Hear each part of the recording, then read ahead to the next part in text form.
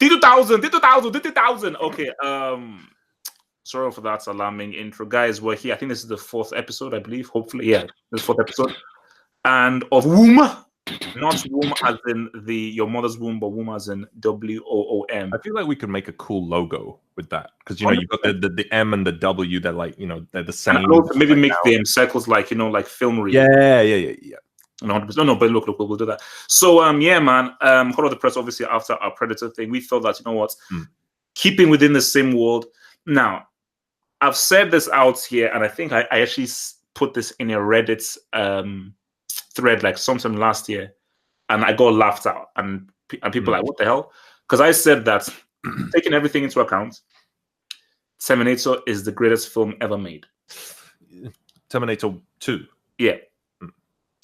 And my argument, because again, it's an argument, because again, film is a subject, but my argument is there is no other film that covers almost every aspect of cinema like T2 does. You've got drama, you've got action, you've got acting, you've got pop cultural impacts references, you've got groundbreaking science fiction, you have a strong message about the fears of the future and man-made machine, and also you just got a great story of a boy and his robot. So many different, because most films just do amazing drama or just amazing action, just amazing sci-fi, but a film has never mixed science fiction, philosophy, action, drama, acting, a powerful message and story, as well as T2 does, and also groundbreaking effects. Obviously, closest I could think of is The Matrix, but I just think that T2 just took it on a very high level, because even Matrix is groundbreaking. I think Matrix's real thing is like, wow, this is the Matrix and everything, groundbreaking action and everything, but it's more about, wow, this whole idea of the Matrix. But T2, it just seems like everything is perfectly balanced. Like so many different aspects of cinema are so perfectly balanced within T2, because people will say, oh, no, like Citizen Kane or Godfather or things are the greatest films. But I'm like, yeah, 100% you can make that argument. But my argument against saying those are greatest films is, why do the greatest films only have to be dramatic films? Blade Runner. Why do action gets what? What? Blade Runner 2049? What? Look. Okay, like that's for another ep. That's for another ep. So I mean, so how do you view T2? Do you think I am mad in calling it the greatest action? I mean, the thing is, I do, but I actually don't have a good argument to make against you. Like, I disagree with you, but I can't actually explain why. Because your point is compelling, but I just feel like, no, you're wrong. There must be there is an answer in counter to that, but I actually don't know what it is. No, because for me, I just feel like, and I think one thing I always want to put forth is like, action is part of cinema. Comedy, I even forgot comedy as well. Comedy is part of cinema. Like when you look at, like, again, whether you want to look at Citizen Kane or Godfather, where's the science fiction? Sorry. Where are the special effects? Where is the action? So why is it that the greatest films must be this high art, very dramatic, serious things? But no, doing action and doing it well is very hard to do, and it's part of cinema. But it's lowbrow. It's lowbrow. Yeah, well. On this audio thing, and I don't like the word podcast. On this audio thing, we are mid-brow. We are all brow here, all brow. So your initial thoughts and feelings of T2, the film, and where you feel it stands in cinema. Is it just a great action film, or does it step into the ring and duke it out with others for being called it's just a great film, hands down? It's tough because it is a great film. It's just, it works very well on every level. It's like, it's one of Arnie's most perfectly cast roles, where he's like, everything about him suits the role, and it's just. No, sorry, just very briefly. You know who Lance Henriksen is? Yeah, he was going to be the Terminator. That would have been interesting because he's not physically imposing the way Arnie is, but he does have like a very menacing. But basically, would have been a very different film. But yeah, he was. But he was a robot. Idea to be the Terminator. He was a robot in, or I should say, an android in Aliens. Aliens, yeah. Yeah. Spoiler alert.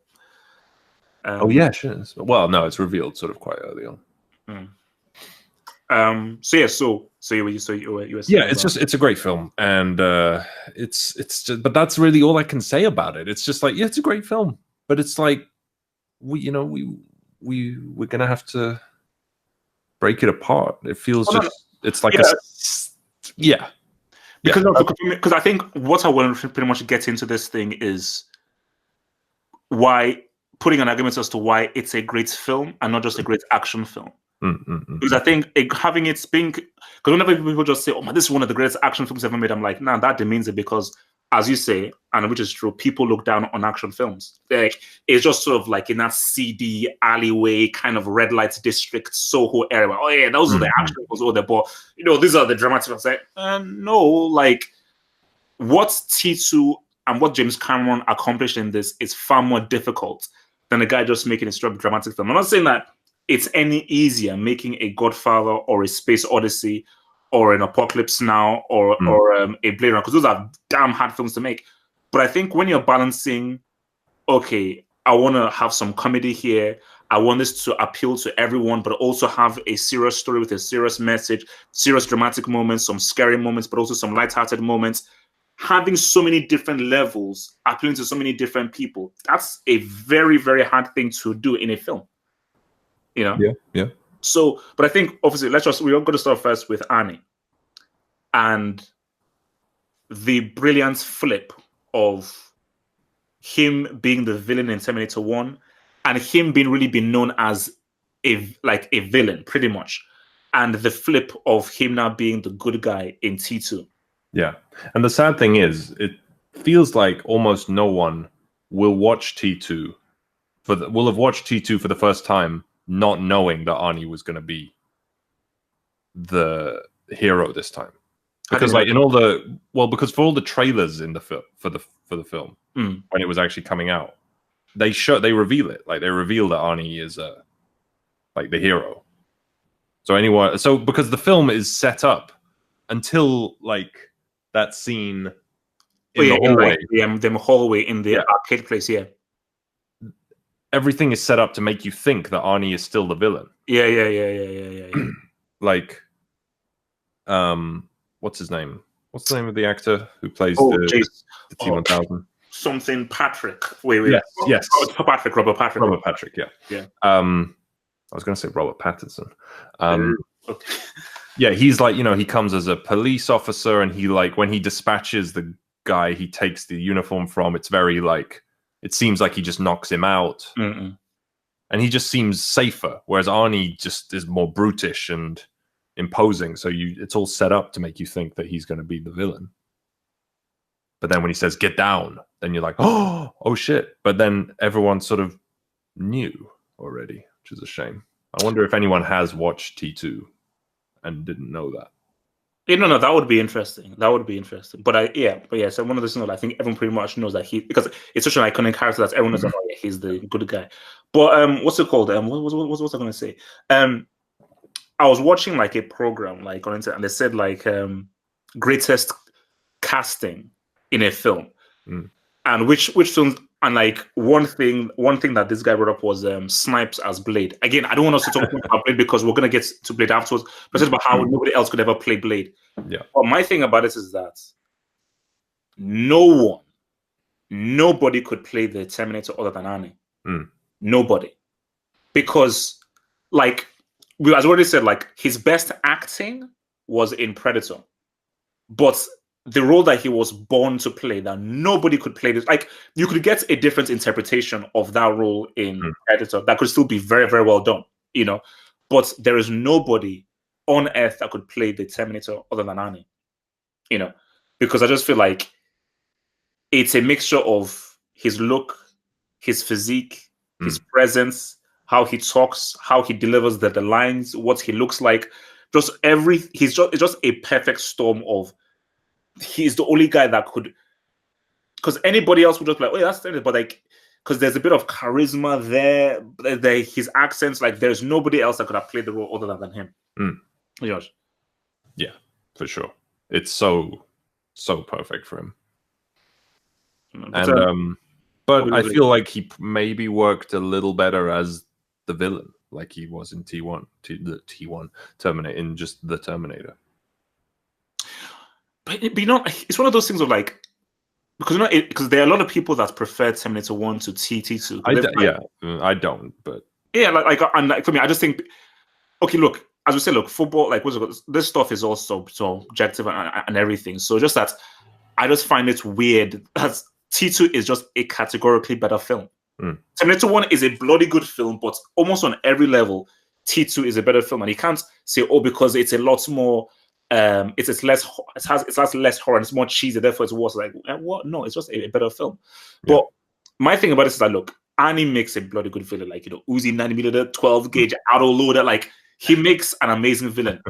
But I just think that what makes him such a good hero is that he's like a good guy that you feel he's gonna stop whatever threat is gonna come towards you.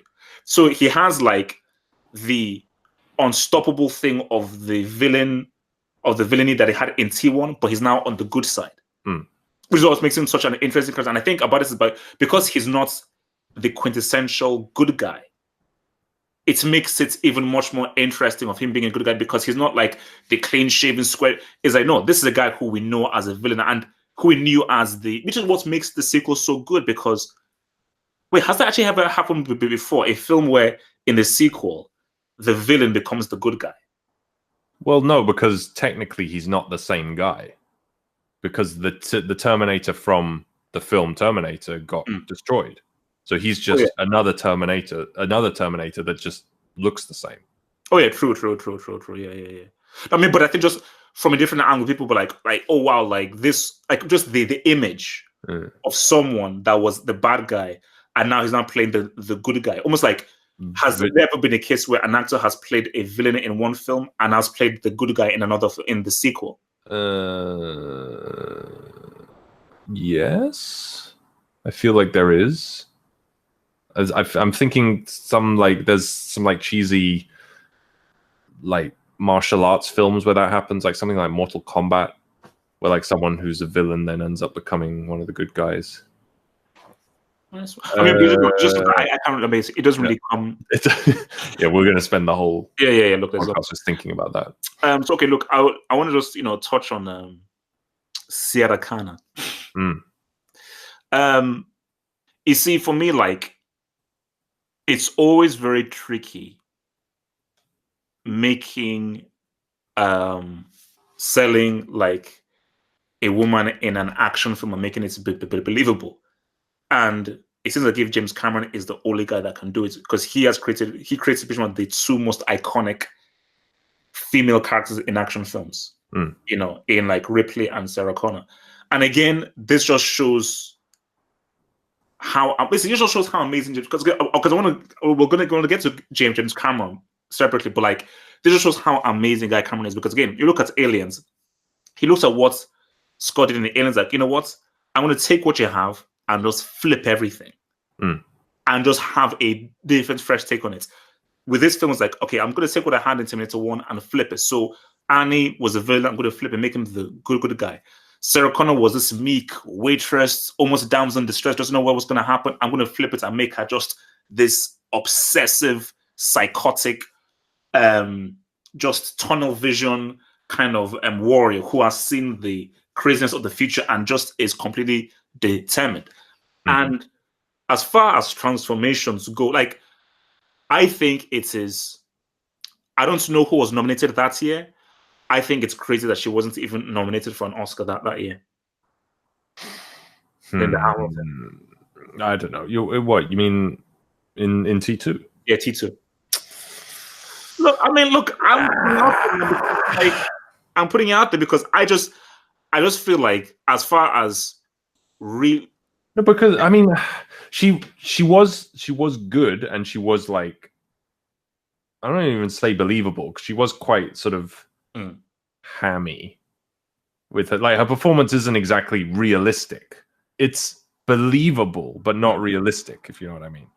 Like, but really, in what sense though? It's like if as in like, I'm not watching her thinking like, oh come on, like, you know, this is just silly.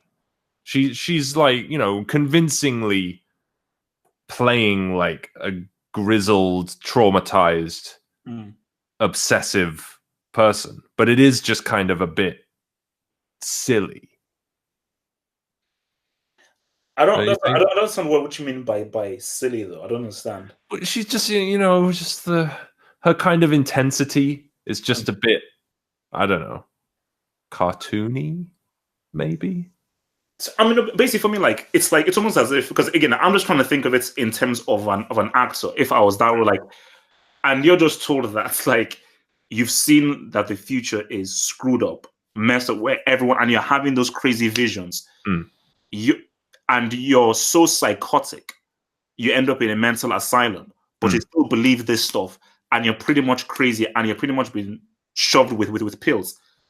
You pretty much, you'd have to act like that. You're pretty much crazy. So it's like, and also because remember, like it's almost as if I don't know what other way she could have played it, because you can't understate it, because everything's about it's an urgency. I've got to get out. I've got to get to John Connor. I've got to get to this place. And also, but remember, you have to keep in mind that she has been on pills. She's just come from a mental asylum, and she's obsessed about this vision that she has, which pretty much has scared the living crap out of her. So she has to be like that. You've got to be mad. You have to be mad, you know.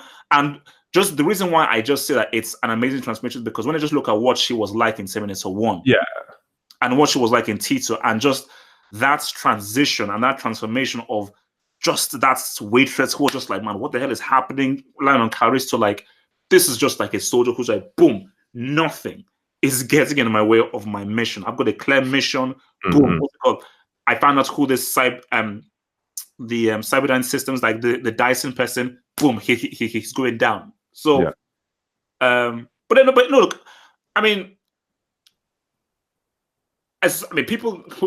I just don't know how people can visit and say, oh, it's because I think I get where you're coming from, because I do think that some people may not say it's silly, but people are going to say, oh yeah, this is a really cool action hero, yeah, man, Linda Hamilton, yeah. But I just view it as like, no, man, no, this is, because again, for me, she is like Annie is a star, but it's almost where it's like, and that's the beauty of this film. There isn't really a star. There are actually three cores to this film, because normally there's just one core. Like Annie is one core, Sarah Connor is one core, and John Connor is another important core. Yeah. Like they're all really important. So, but you still think that she was silly, over the top? Well, I mean, I'm not saying like it was. I'm just saying I wouldn't consider like, you know, Oscar.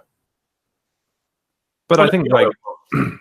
I mean, for I say like I would say at least a nomination. Like again, I don't know what was in that year, but for me, I would say that's enough for at least a nomination. Now, I'm not saying a win, but at least a nomination for sure. Fair enough. So now this is one role that has sort of like divided people. Edward Furlong as John Connor. Now, a lot of people say that he was annoying, very annoying, and very everything like that. And again, my thing is, this is pretty much like a child actor, which is one of the most difficult things to cast. So for someone that young to get any kind of interesting performance out of that is when, and I think why I like Edward Furlong's performance so much is that he didn't act like a typical kid. Like there's something about him, and even there's just something about Edward Furlong, the man, that he just doesn't act like a regular kid. And there's just something a bit off about him, which makes him interesting. So I just thought that, no, like, as far, again, this just goes to amazing casting, you know, that James Cameron had, because again, you're not going to get like a child actor going deep into the character and everything. You're pretty much casting an energy that you see from the person, the child, who you can put on screen. So I thought that was just amazing casting, because if he doesn't work, the film fails. Because he could have really been because if it's really annoying, it's like, oh my gosh, man, it could have been just the one thing that drags the film down. So yeah, I think he was fine. You know, he was fine. You know, playing like a bit of a punk, Mm. and then I mean yeah, he was good. I was gonna say that.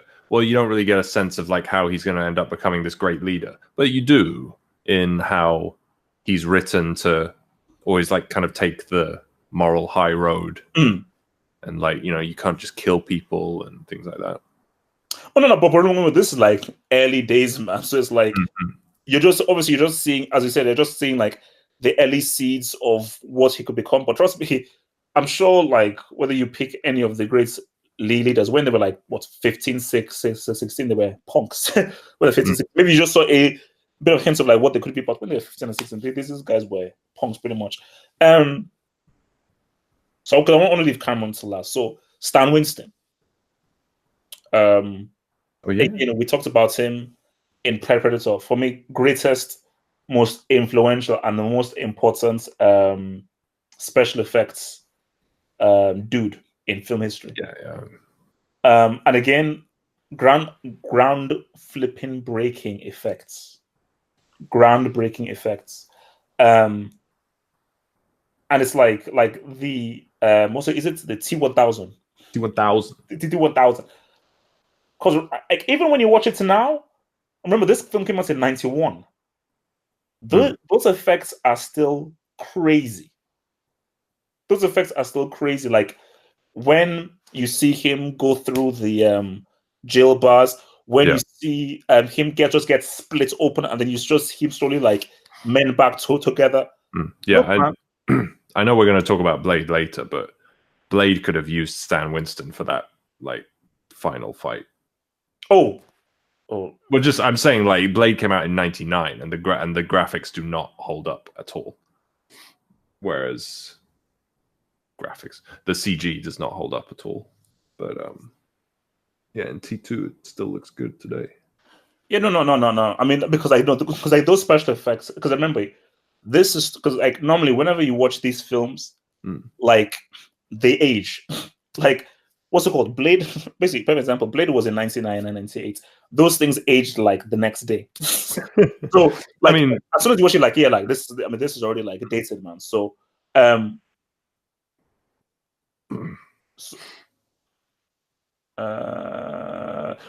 I'm just controversy. So James Cameron, man.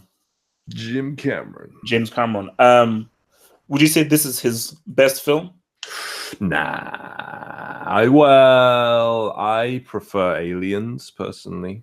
But I'm saying bring in your objectivity, man. Well, obviously his best film is Titanic. Do you want to? So if I could virtually throw you out of this thing, I would, man. How dare you bring out that trash? Are you mad?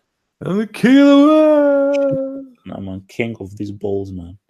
Well, he got an Oscar for it, so Oscar my ass, man. And then Abada. Oh, sure, for sure. Sure. Okay, so no, I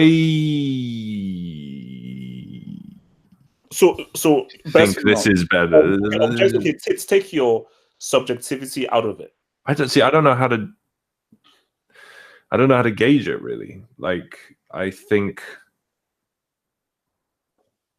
Aliens, the director's cut, maybe is just a little more sophisticated, just a bit more like, I don't know, like, because T2 is just that's tough. I can't no, for me, like I think no, I mean it is for me, it's between 100%, it's between T2 and the Aliens director's cut. For me, I mean T2, both cuts are actually bloody good, but Aliens, like if it's the Aliens regular cuts, easily T2 is better. Alien director's cut is more, but the reason why I would say T2 is I just think as a package, as a whole, and as a film as a whole, and I just think what it's did, and I just think, let's see, it has so many, as I said at the beginning, it has so many different things it's working with. Aliens, bloody amazing. It's a sci-fi action film. That's what it is.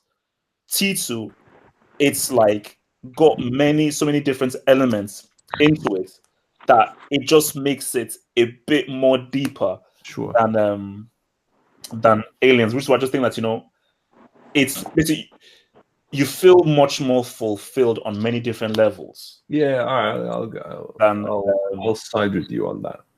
Well, you better. Well, so yo, man, Tony B, is your mic working there, man? Yeah, I think so. Can you guys hear me? Yeah. Oh, yeah. Yo. So look, man. So we decided to bring our guy, Tony B in here because obviously he's a huge, massive fan of Tito, and we pretty much talk about Tito a lot online and so forth, man. So obviously we're just talking about. I mean, we'll probably backtrack on some of the stuff we've talked about. Would you say Tito is James Cameron's best film? I mean, me and Mr. Basil. What the hell is your name, bloody Basil? Me and this dude here. We've both been. We're debating between the Aliens director's cut and Tito. Which would you say is the better film? I always have this debate with myself, but I think ultimately the reason why I picked T2 is one singular reason, and that's because of Arnold. Because to be honest with you, Arnold for a long time, I mean, like if you're one of those guys that follow 80s movies and you follow this guy from the beginning to from his early days to finally seeing T2. To be honest with you, like T2 is like Arnold's finest hour. Like that's like the greatest moment. Like he has not reached that level since, and probably never will ever again. But no, it's never happened. It's never happening. Yeah, to me that's the one thing that pushes this movie over because Aliens is very close, but the fact that Arnold delivered that performance in T2, that's what pushes that movie over for me. Yeah, I mean, look, I mean, it's a completely. I'm sorry. I mean, Infinity. I just think there's a bit of background noise happening with Ashley. I don't know whether it's you're getting towards the mic, or maybe you need to reduce the mic of your mic. I'm just hearing a bit of wind near your mic. So Basil, what do you have to say about that? I mean, yeah, it is Arnie's finest hour. It is his finest. It is his hour. It is, well, like you were saying, like his acting in Predator is perhaps better, but like this is him at his like. So put just your highest point. I'm talking about bloody Arnold here. So I respect Ripley. I respect everything. Yeah, but I'm talking about bloody Schwarzenegger here. But I mean, come on, Sigourney Weaver's performance in Aliens is. Also, we're talking about Arnie. Because that basically, I think that's the point that thing is trying to make is that Arnie's finest hour trumps most people's work. It's like it's a cheat code because you're dealing with one of the most unique, unexplicable movie stars of all time. Because you don't even but so much of what makes it his finest hour is James Cameron, not Arnie. It's the casting, it's the writing, it's what he's given to do, not so much his actual performance. Whereas Ripley has got so much like. That's why it's a cheat code. Okay, well, all right. No, because the reason why I say it's a cheat code because it's one of those weird combinations where it's like something about the way that James Cameron understands how to use Arnie most effectively. So he puts him in situations where like he just knows what to do. You know what I'm saying? So it's a combination of the two. So I agree with what he just said. No, I mean, because for me, like, look, I get where you're coming from. Is like Arnie is not doing any kind of specific acting work or acting. He's not really making acting choices here and there in the intricate ways that Sigourney Weaver did in Ripley. But the thing is that Arnie is one of the most unique movie stars of all. No, he's the most unique movie star of all time because his stardom and our adulation for him is inexplicable. Hence why nobody can ever copy him because we are privileged that we witness the most unique movie star of all time. And when because again, as soon as we saw him in Terminator 1, we're like, we've never seen anything like this before in our life. Because it's like, as I said, it's the physique, it's what he looks like, it's his accent, how he delivers the lines is unlike anything we've ever seen before or seen before after. And T2 was just a combination of everything to the nth degree. And also T2 really shows him as like a movie star. Yeah. Like in T1, it's like you could have kind of got any robotic, muscle-bound guy to just be the scary guy, scary villain. Whereas in T2, this is like him really at like stardom. Like, this guy is. You see, Predator is a film.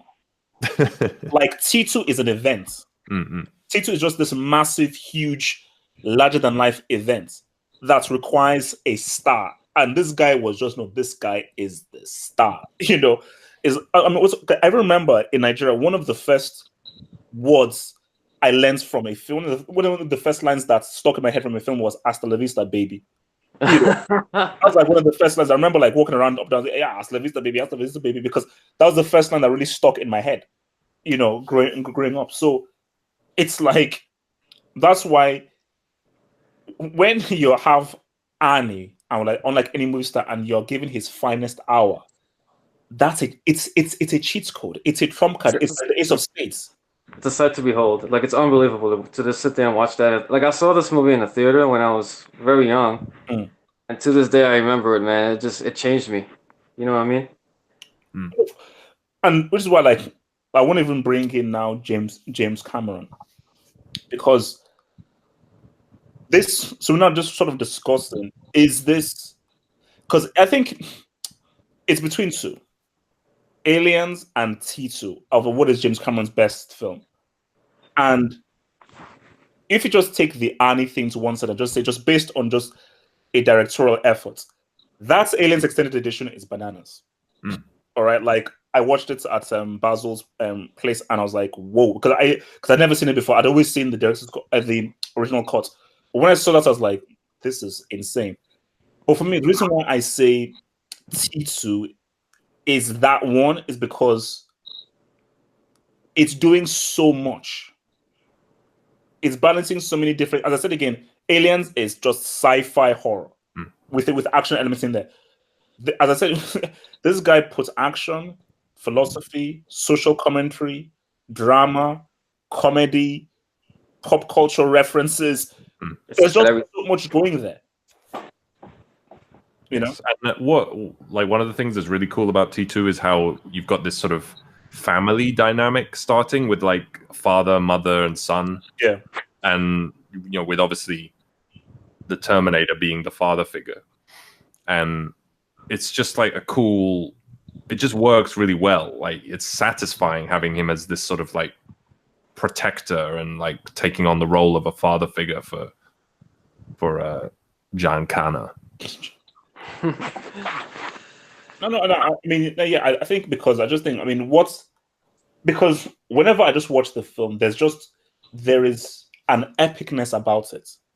It just feels like this film is just massive. It just feels big, and even just taking like the action scenes. Like if you look at the way the action scenes play out in the movie, like any other regular movie, like the first action chase in that with the truck and everything, and that would be like the last action scene of any other movie. And this is like the first action scene you see in the movie. And you see, this is why we have to put this film in the greatest category and say, because one of the most difficult things to film, I know the highbrow film aficionados will not want to say this, one of the most hardest things to film are action scenes. Those things are complicated. They take a lot of prep time and require so much thinking. Because again, thinking talks about the thing at the beginning. What about the chase at the end with the helicopter that was just hovering over the bridge? And when you just see the T-800 come out of a moving van, bring out his AK-447 and start firing. Oh my God. It then grabs the wheel and basically... It starts so fuck. Oh my God. See, James Cameron understands action. This is a guy that understands how to do it, man. Like when you watch James Cameron's movie, you're like, this is the guy that you have to watch. If you want to be into action movies and you want to make action movies, this is the guy to watch. No, but I think, the point I always want to drive home is like even the word action is sort of like, oh no, yeah, like action is part of cinema. It's as important as drama, as comedy, as philosophy. It does not make any sense why drama or philosophy or sci-fi should be held with at a higher regard than action.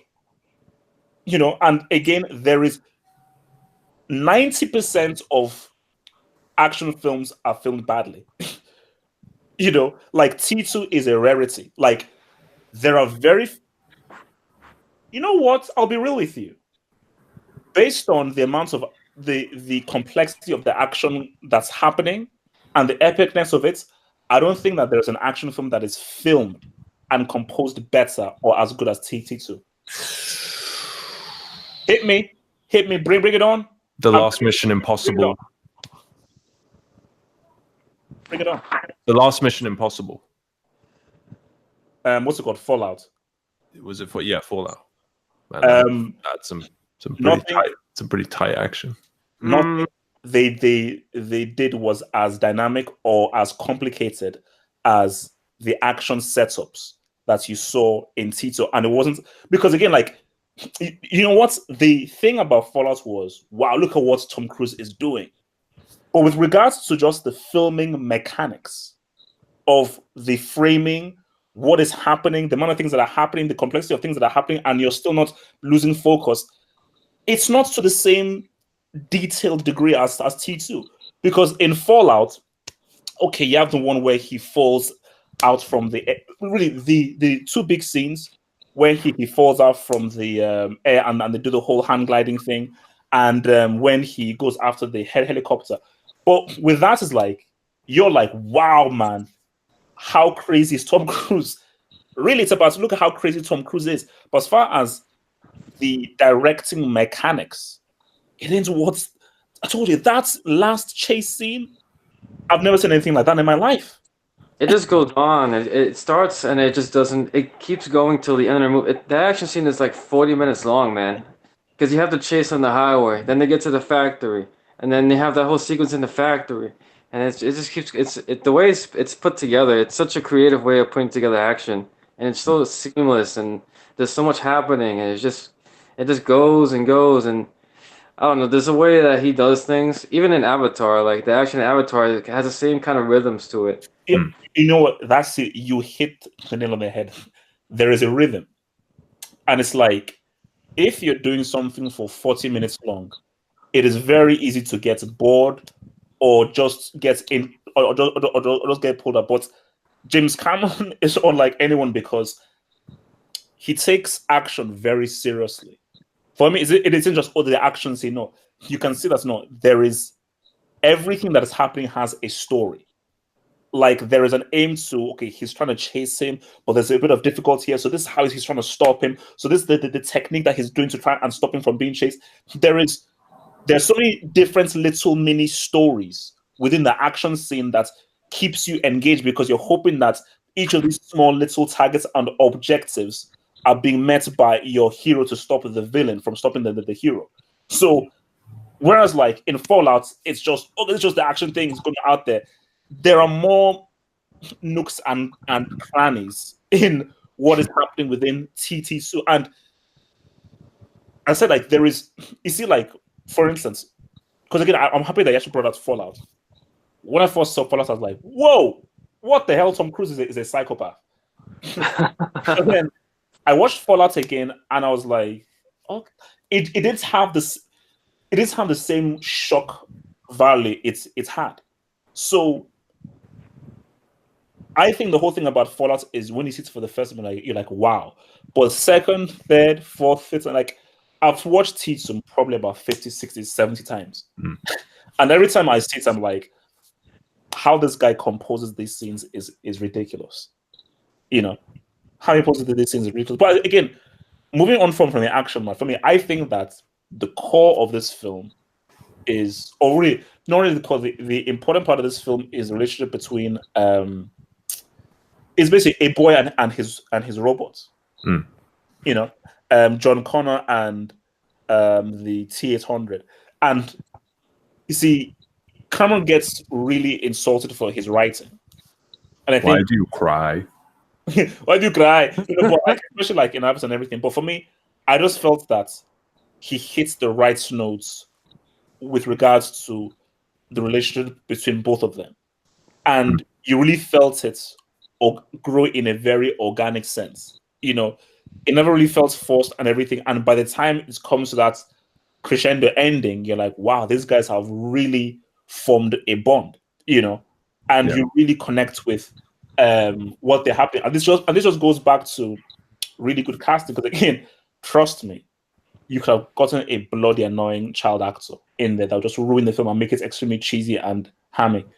And there is, you see, like, which is why, like, Annie's so special. Like, he's such great casting because he has the perfect balance without even really doing much acting.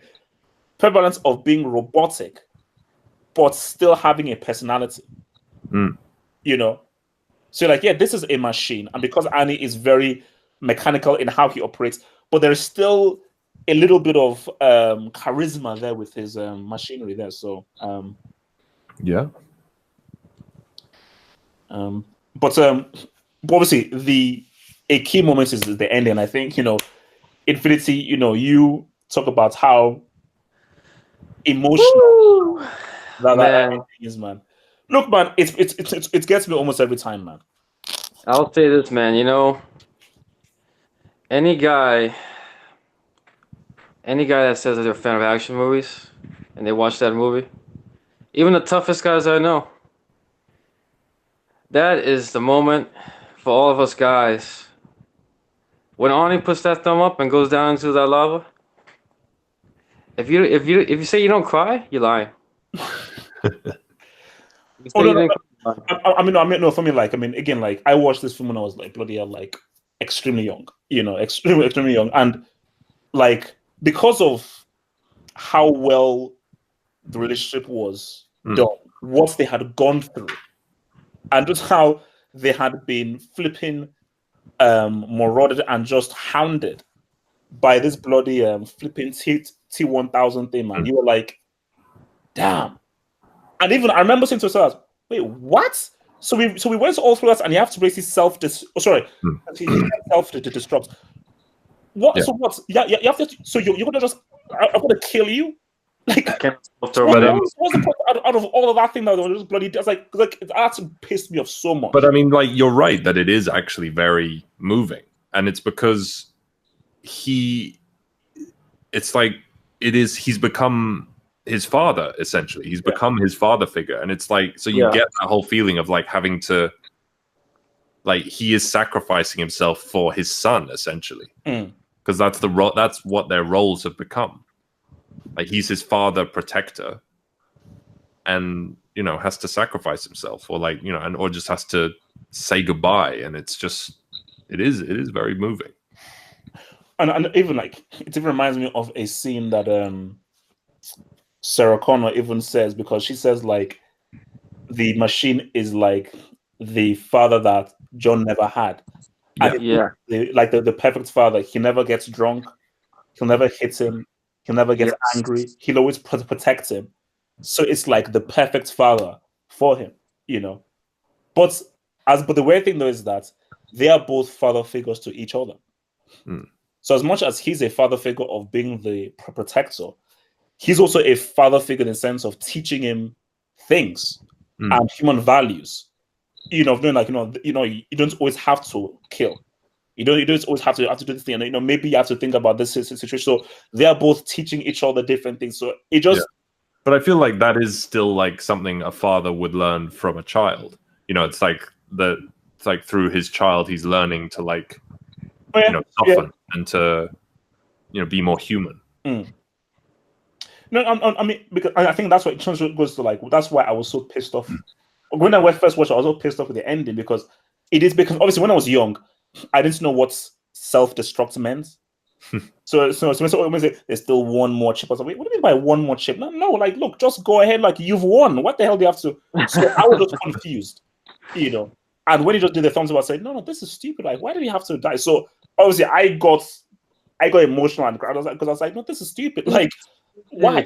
But obviously, as you grow older, you then understand. Because again, remember, when you're young, you don't know what Cyberdyne's systems feature. you're just saying like action, good guy, bad guy. This is the John Connor. Oh, I'm a child. He's a child too, so I can connect with the John Connor guy. Oh, this is like my robot as well. So you view things in a very binary sense when you're young. You don't really know the larger things going on with the story. But as you grow older, you don't realize that, oh, okay, oh, this is why he had to self-destruct. This is why he had to pretty much, well, not else in air quotes sacrifice, because obviously someone else had to pretty much kill him. And it's like, you see, in most blockbuster films, you don't have that kind of ending, which is what makes it so big time, and which is why I would say, this is why I would put T2 above Aliens and even above and James Cameron's biggest film, because that ending, it's a sad ending. You know, it's a sad ending, but it's a powerful ending, and it is not the kind of ending you would have in a blockbuster film where the star of the film dies. You know, so you're like if you go back to like watching Terminator 1, it's like Arnold is so scary in that movie, and then like you watch T2, and by the end of the movie, you're literally crying when this guy is dying. It's such a contrast, you know, and it goes to show you just how a few years of being in movies and just the expansion of things and technology and all these things can really make a difference in the way you view actors and stuff like that. Oh yeah, and I think even as well, like just going even further, like I remember watching the ending again, because I think the last time I probably watched it was actually with Basil in his brother's house, and I remember just that ending when you just see the road and Sarah Connor's voiceover and it's fading out. I remember turning to Basil and his brother saying like, "That's it. You can't carry on anymore." James Cameron ended it. He ended it there. That was it. There shouldn't be any more. And which is why we bring on to see, I never watched Terminator 3. And I still haven't watched Terminator 3. I watched Salvation in specific ways that I don't want to reveal, but I didn't even want to watch Salvation. And Salvation was a pile of garbage. What's it called? Bailouts and Chris Bill going crazy. Genesis, I heard, was an abomination, and it looked like a flipping abomination. And now we have Terminator Dark Fate. What's their issue? It's done. Why do they keep coming back? Because the thing that just gets me is like, I think, but you know what? It shows the power of T2. Because it is such an interesting story. And there is the issue that there is a possibility to carry, because it's such an interesting story where you can extrapolate. But when a film is that good and the ending is, you can't get a better ending than that, bro. Like, that ending was boom. So anything afterwards is like, wait, what? And when you look at this Terminator Dark Fate, why am I seeing Sarah Connor back with a bazooka? I mean, look, help me out, okay, guys, man. Help me out. Why? Just there's no reason. There's nothing to say. It's just kind of gross. It's just like, yeah, just trying to it's just so desperate and pathetic that they just keep trying to like resuscitate this thing that they've already mangled and destroyed. Oh no, it's because, and I think like they just will never learn, because when you even look at this film, you will never ever reach the heights of T2 and T1, because even as the Infinity Limit said, again, all parties were particular. The building block, the core of that thing, the je ne sais quoi, was Annie, a young Annie in 1991. You know, like, an older Annie isn't just, as things like, Annie will never reach those heights. That was Annie at his peak. You know, you can argue this and Predator just came at his very. So And if I'm not getting a peak Annie, it can't work. It doesn't matter how good the story is. It doesn't matter what you do. A critical thing that made the film special. Because even if you take Annie out, you could have, that's like a really good sci-fi film, really. But what made it special and what makes it a classic and just what gives it that magic was Annie in 1991, or the 80s, pre-90s Annie, this was just the guy at the peak of his powers. So if I'm not getting that, then it can't work. So why don't these guys understand that? Have they made money? Sorry? Have the new films made money? Have they been successful? No, I believe Salvation might. Genesis was definitely a flop. I'm not sure about Terminator 3.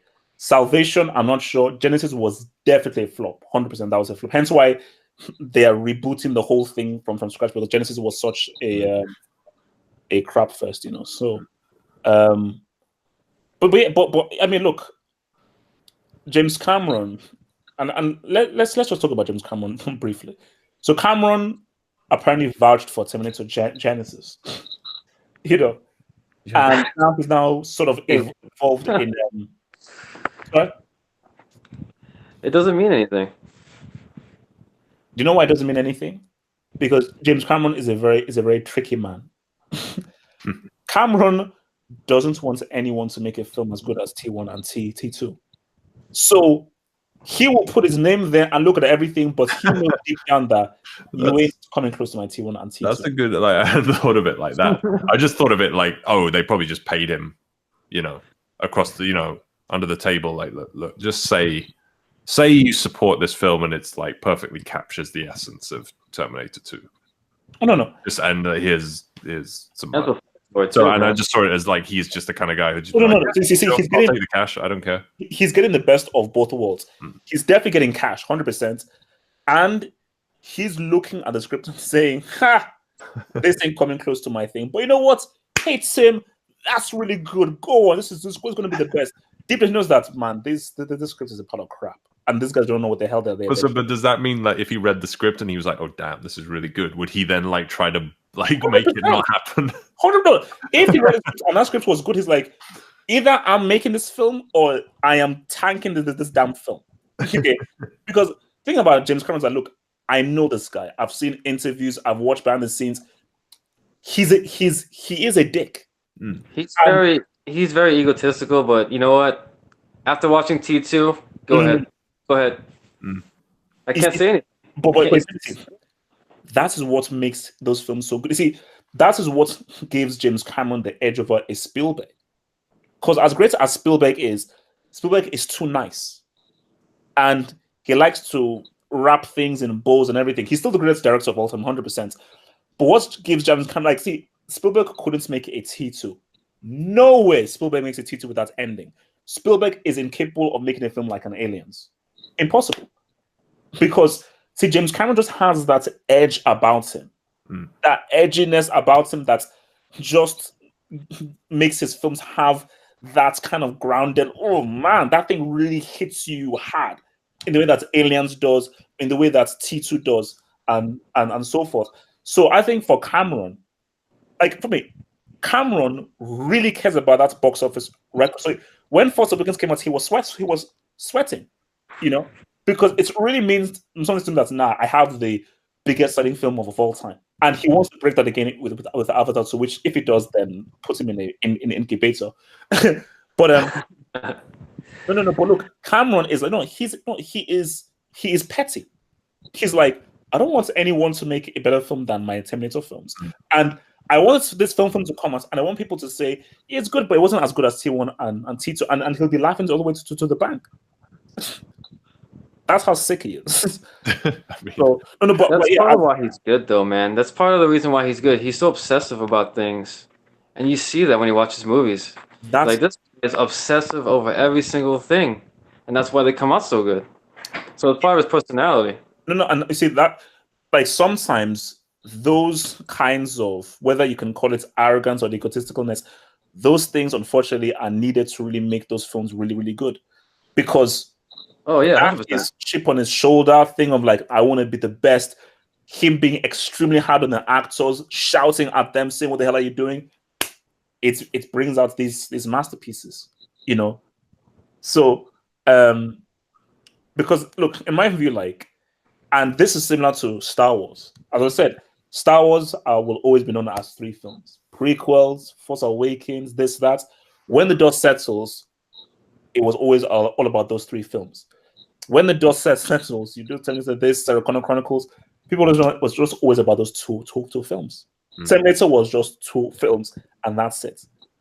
You know, you could try as hard as you want. It will always be about those 2 films, and like T2,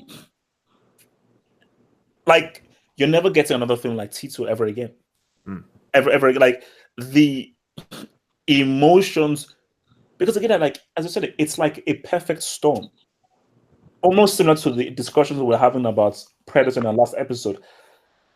It's just not like it's like a really, like, Godfather is just like a really good film. You know, Blade Runner is a really good film. T2, there's something even weird about it because of Arnie. Because Arnie is weird. It makes sense. You know. Oh man. No, so I mean, let's talk about this off the air, but I mean, honestly, I don't really feel like. I think this is the greatest blockbuster ever made. Like, there's nothing that even comes close to it, in my opinion. I mean, I can't think of anything. Oh no, I mean, because and that's how we sort of started off with, because my thing, and I get attached for it, is that you can put greatest action, greatest blockbuster. I want it to be in the conversation for greatest film. And when I said greatest film, Basil said, "No, that's BS. You're a moron for saying that." I mean, but yeah. Okay, look. I'm telling the story here. So he called me a moron for saying that, and he then said that. But he then said, "I actually don't have an argument against you saying that T2 is one of the greatest films or the greatest film ever made, because the reason why I say is the greatest is action, comedy, sci-fi, philosophy, social commentary, drama, so many different aspects of cinema. Also got special effects, groundbreaking special effects. So many different aspects of cinema are in this film. Does Godfather have any special effects? Does it have any great action scenes? No. So Depends on what you're looking for, though. I mean, everyone's different. Everyone likes different things, but for me, like, in an objective sense, like, let's just be objective. Listen, this is just an argument. Like, again, cinema is subjective. It probably is, argument. But yeah, for me, it probably is because it has all the things that I like. So yeah, this is probably like one of the greatest movies, probably the greatest movie I've seen. But you know, everyone's different. I don't know. Yeah, no. Look, for me, I again, it's like it'd be an interesting thing for guys in the comments to discuss, because again, my argument is like, look, I don't know any other film that has so many different elements of cinema in the film, and it does each of them so well, so a high excellence. Even the bloody music, man. Give my homeboy Brad Fiedel a shout out. The best shows ever. Iconic. I mean,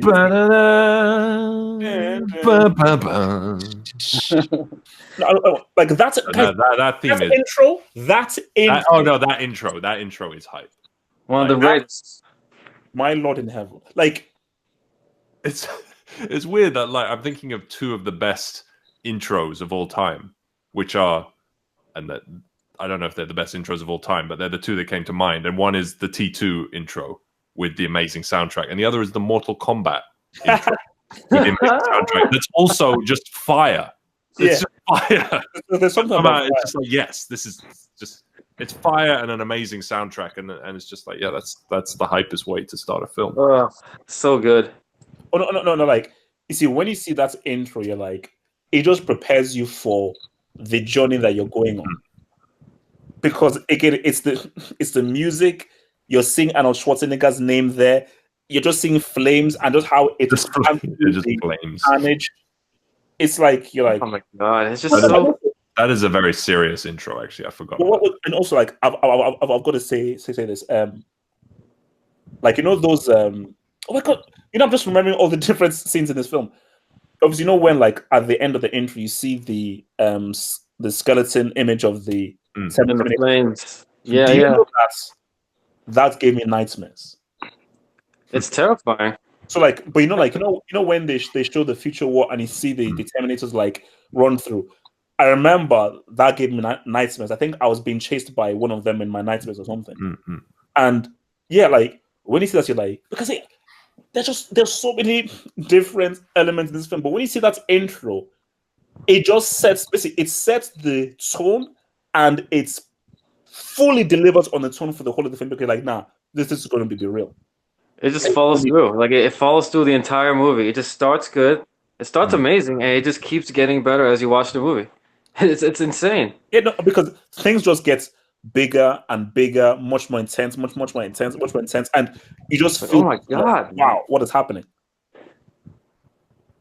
You're like, it can't get any crazier. It gets crazier. This keeps ramping up the entire way. No, it's ridiculous. And also, look, it's called Judgment Day. It's called Judgment. No, but I think like it is good to like discuss these kinds of films and put them in the same category as your Godfathers and everything. Because again, like as you said, you made a very good point. Like, I don't think you will get better acting or filmmaking techniques than what you see in the Godfather films 1 and 2. Like, as far as acting and filmmaking techniques go, and the depth of storytelling, that's on a whole other level. But what T2 does in its own way is something that no other film has really done. As I said again, as far as action goes, the way that the action is done in the film, like, so I mean, okay, you brought Fallout. I defeated Fallout. Do you have any other ones? Please, bring any other film outside. The way that the action is done in this thing supersedes that. The special effects for the time, groundbreaking. To this day, it's 1991. To this day, look at those special effects. You're like, what the hell? They still look good. They still look good in HD, man. On TV, they still look good. Those things, they still look flipping damn good, man. So look, any final words on how T2 its impact and like how you think its impact on cinema and so forth. Final words. You want to take it? Infinity's Limit? Yeah, man. It changed movies, man. To me, this was the first real blockbuster that I remember, seeing in my lifetime. And yeah, just everything's there, man. Everyone that watches this movie, no matter what you're into, you're gonna get something out of it. Emotion, action, special effects, everything's there. It's a complete package. It has everything. And I don't think anyone's done it as well since. Yeah. Basil? Yeah, it's a hard film to even like say anything other than just like, yeah, it's great. It just works on every level. It's just quality. Cool. I think for me, like, again, when you just look at the blockbuster films, so perhaps the first blockbuster was Jaws. And then you then had probably, unless I'm forgetting something in between, Batman in 89. I actually watched Batman again like yesterday. And those were huge in a sense. Jaws began the whole idea of the blockbuster. Then Batman came and that thing changed how comic book films and even blockbuster films were being made. But I think, you see, the thing about T2 is people didn't even know how to follow that up. You see, you saw people sort of mimic Jaws a little bit, and even Jaws now. Some people even mimic, like Batman set the templates for superhero films that you see now. But when you look at T2, it was so highly accomplished as a blockbuster film, doing so much that gave you so much bang for your buck that nobody could even dare replicate that. Because it's like, it's the man, it's James Cameron, man. Yeah, and I think this just goes to like how much of a psychopath, because this came from one guy's brain. And that's just the scary thing about some human beings on this planet, because you just look at James Cameron, the guy, he is an obsessive dude where it's like he's not about the razzmatazz and this and that. He really is about the work, and takes himself seriously. And we just look at T2, the amounts of detail in that film, and just how well every single thing is done, and the detail of the special effects, the directing, the lighting, the shot framing, the setups, the acting, the character interactions, the pacing. It's like, I mean, it's sorry to interrupt. I actually forgot that this is a completely original story. Like, it's just James Cameron's just idea. Yeah, that's which came to him in a nightmare. Yeah. Like, he actually had a nightmare about the Terminator things, and then I think as soon as he woke up, he basically drew the thing on like a piece of paper, and then that's how began the whole thing of Terminator. But again, that's another great point. In this world of remakes, reboots, and everything, remember, we're living in a world of superhero movies where, the stuff that we're seeing is pretty much already done in a comic book already.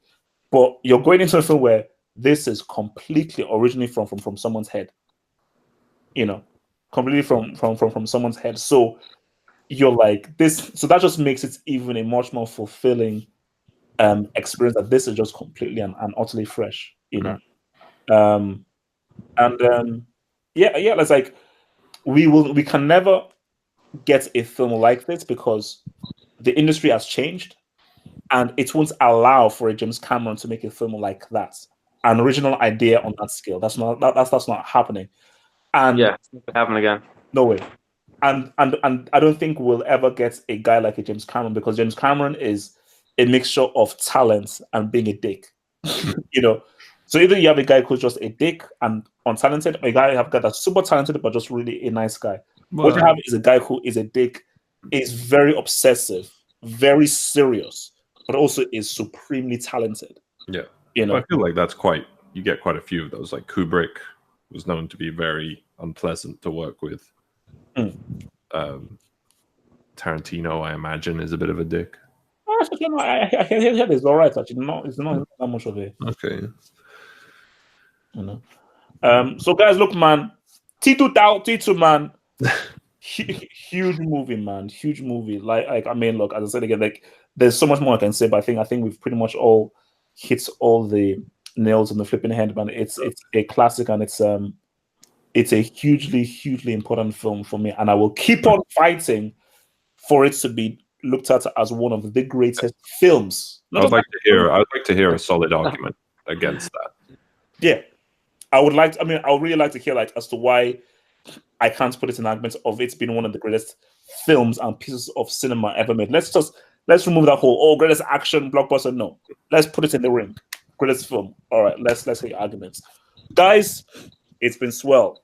Guys, that's all from us. Comment below on comment below on whatever film you want us to discuss next in the comments below, and then we will see you guys for another edition here next week. Peace.